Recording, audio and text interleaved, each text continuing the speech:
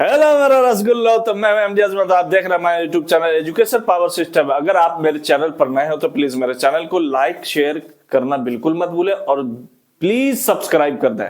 ठीक है, तो अपन चलते हैं उदाहरण नंबर 4, बहुपद का एक्सरसाइज 2.2 का उदाहरण नंबर 4। क्या कह रहा है क्वेश्चन? एक द्विघात बहुपद ज्ञात कीजिए जिसके शून्यकों का योग तथा गुणनफल क्रमशः -3 और 2 है। क्लियर? अपन बहुत आसानी से इसको अपन सॉल्व करेंगे। देखिए, सबसे पहली बात यह है कि यहां पर ध्यान देने वाली बात यह है कि शून्यकों का योग मतलब अल्फा प्लस बीटा की बात कर रहा है और गुणनफल मतलब अल्फा इंटू बीटा की बात कर रहा है।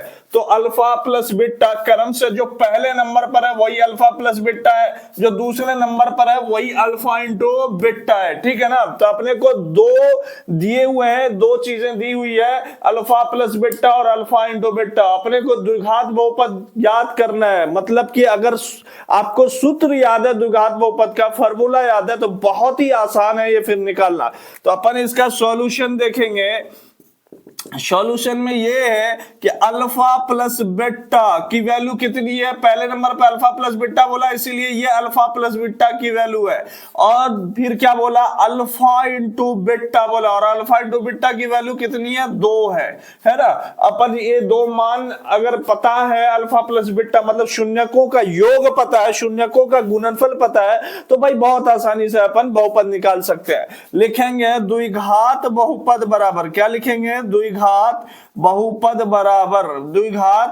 बराबर फॉर्मूला क्या है? X square minus alpha plus beta into x plus alpha into beta. Clear जी सर? क्लियर।